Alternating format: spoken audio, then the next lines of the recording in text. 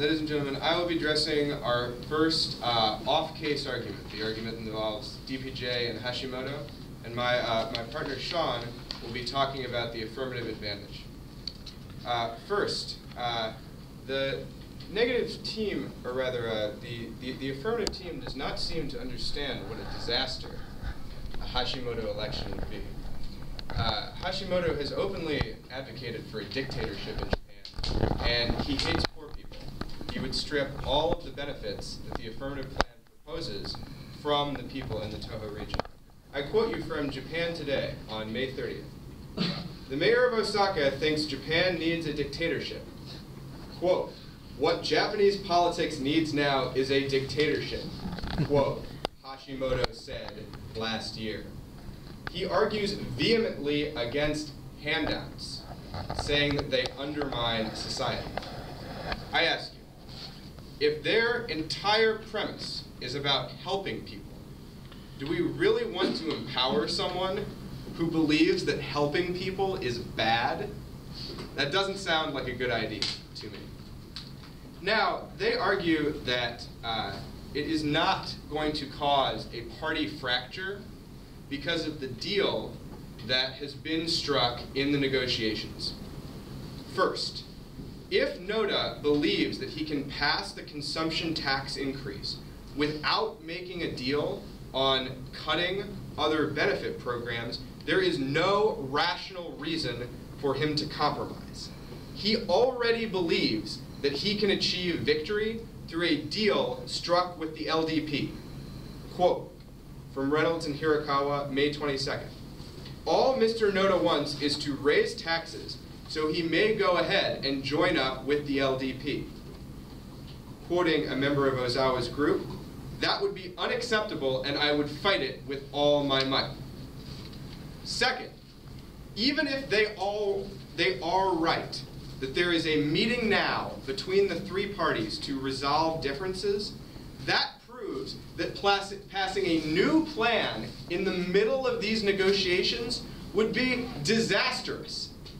If you have ever been in a business negotiation where you have had to come to terms with another party, you don't want that party coming into the room and changing the whole contract. That is essentially what the affirmative plan is proposing. And it is disastrous for them because those negotiations, if concluded successfully, will result in a successful consumption tax later in 2012, which will solve the case. This is Japan Times, May 20th. Even if the meeting is held, they will be unlikely to bridge their differences immediately. An extension until the end of the year is now in the spotlight, because such a move would help delay lower house votes on the consumption tax. This means that if they are right, you should vote negative. Now, they have made the argument that Hashimoto is what they call pragmatic on the question of nuclear power. However, that is not the position of Osaka Ishinokai, his party. Even if Hashimoto himself can be persuaded in pragmatism, the party as a whole is populist. And after the disaster at Fukushima Daiichi, they are actively seeking votes by campaigning on the anti-nuclear issue, quoting Japan Today. The Osaka Ishinokai will run in the upper house election on an anti-nuclear platform, end quote. This means that even if they are right about Hashimoto personally, it does not matter for the elections that the plan will cause. Now, they have made the argument that the Japanese people do support a gradual abolition of nuclear power. The Japanese people may support this, but it doesn't mean that that's good for the economy. Our evidence from Reuters says that in order to sustain economic growth, Japan needs inputs to fuel its manufacturing sector, which can only be met now by nuclear power. Our evidence even assumes their cross-ex question. It says that even though many plants may be having a cold start or put on idle now, that investors are expecting them to come online again. And they have placed bets on the Japanese market based on the recovery of the nuclear power industry. To thwart that recovery, would derail the Japanese economy and ultimately create trouble for everyone.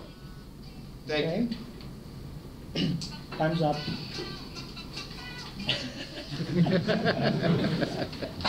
Okay, then the cross-examination by the affirmative.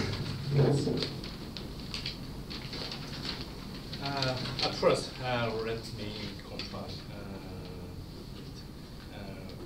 Your side said nuclear power is must to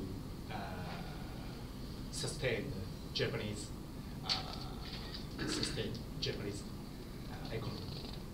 The economy and the economic recovery currently happening in the Toho region. And could you explain again what is a disastrous Hashimoto take place of the head of Japan? So there are 3 disasters. One is that he would create a dictatorship, which would be bad for Japan. Second is that let me confirm. What is dictatorship? Destroy Japanese democracy. Destroy Japanese democracy. So he says. Second is that he will strip entitlement benefits from poorer members of Japanese society, because he is very libertarian aligned and believes that people who have not earned benefits should not be entitled to them. He opposes social welfare programs. Really? Yes. He Opposes. He says they are a moral evil. The third disaster of Hashimoto is that he will prevent nuclear power plants from reopening. Those are our 3 reasons why Hashimoto would be bad. And your side stance is no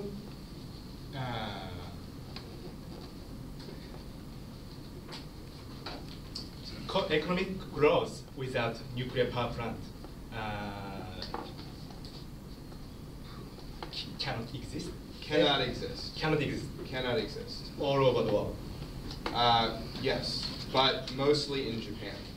Mostly in Japan. Mostly in Japan. Why? Because Japan has unique energy needs that it cannot meet any other way. Why Japanese is specific? Because Japan has large manufacturing base, very large economy, but it has no close reserves of other energy that can be quickly enough input into the economy.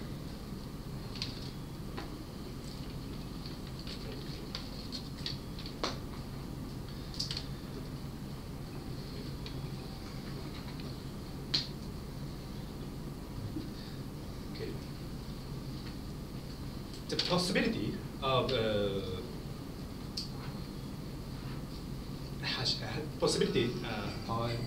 Okay. Cross-examination is over. And okay, we have finished the constructive speech period, and we are having the rebuttal session. And we don't have preparation time for the first narrative rebuttal speech. So would you please start your speech now? Thank you.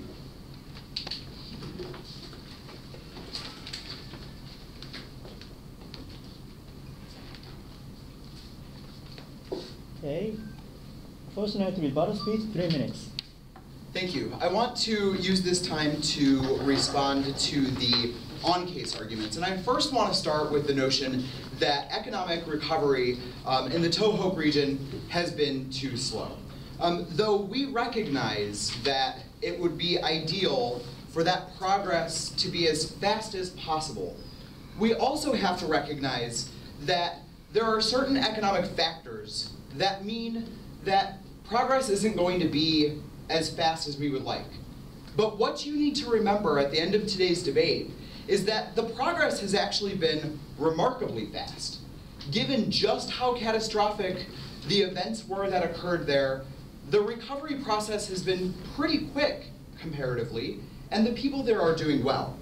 We can also see that the economy, not just in that region, but in Japan overall, is pretty resilient. We can see strength in the Japanese economy from indicators like the strength of the yen, its low unemployment rate.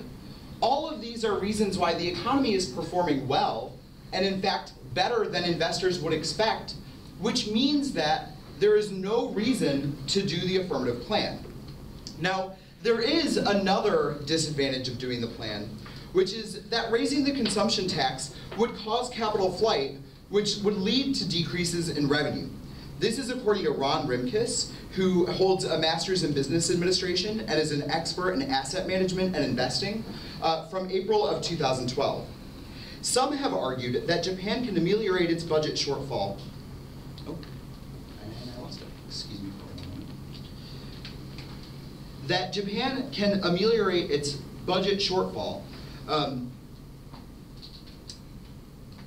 by raising taxes. In economics, though, there are only trade-offs. So it is a fallacy to think that increasing tax rates necessarily increases tax revenues to the government. Japan's funding model is vulnerable to changes in behaviors that emanate from changes in tax policy. For instance, what if the rise in taxes causes capital flight from Japan and the delicate funding deficit accelerates? In other words, what happens when companies see that the government is increasing the consumption tax is that they begin to offshore their production processes, which actually takes money away from the Japanese economy. Finally, I want to go back to the argument that the current problems that exist in the Tohoku region and elsewhere in the Japanese economy are only exacerbated by an increase in the consumption tax. Remember that there is no guarantee of a trickle-down of the resources. In cross-examination, they only say that there will be infrastructure. But we need to make sure that there is a guarantee of increased employment, and the affirmative plan does not make that guarantee.